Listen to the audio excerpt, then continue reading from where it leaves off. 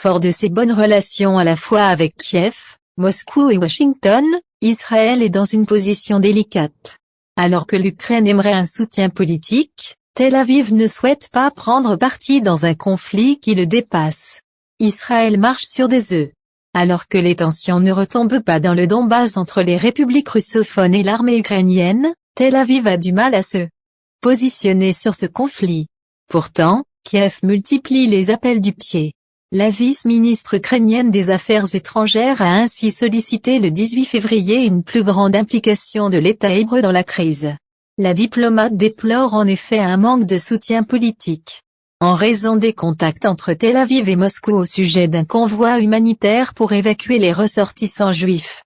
En cas de guerre, un conseiller diplomatique ukrainien est allé encore plus loin en déclarant au quotidien israélien Haaretz, « Vous nous traitez comme quoi ? La bande de Gaza ou quoi ?» À ce propos, parmi les 200 000 Ukrainiens admissibles à immigrer en Israël en vertu de la loi du retour, Alia, pour les Juifs et leurs proches, certains ont déjà pris la route de l'exil vers l'État hébreu. Pour Israël, pas question de rentrer en collision avec la Russie. Israël se positionnerait aux côtés de son allié traditionnel, les États-Unis, si une guerre éclatait entre la Russie et l'Ukraine, malgré l'intérêt de maintenir de bons rapports avec la Russie, a affirmé pourtant le 20 février le ministre israélien des Affaires étrangères Yair Lapid. Et de rappeler que son pays privilégiait la voie de la diplomatie. Israël est ainsi un peu prise en étau entre son alliance historique avec Washington et ses récentes bonnes relations stratégiques avec Moscou.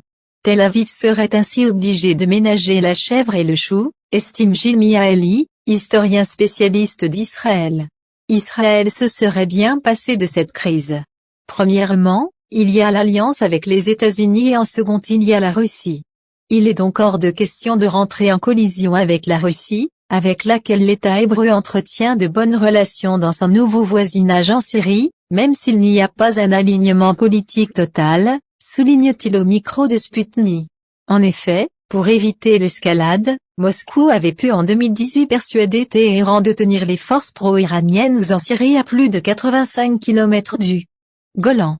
Un progrès non négligeable pour l'État hébreu. Les relations israélo-russes ne devraient donc pas pâtir de la crise ukrainienne. D'ailleurs, Tel Aviv avait rejeté la demande de l'Ukraine de lui fournir le système antimissile Dôme de fer, craignant sans doute de voir se dégrader ses liens avec Moscou. Cette demande ukrainienne date de l'année dernière mais elle avait été renouvelée après le regain de tension avec le voisin russe.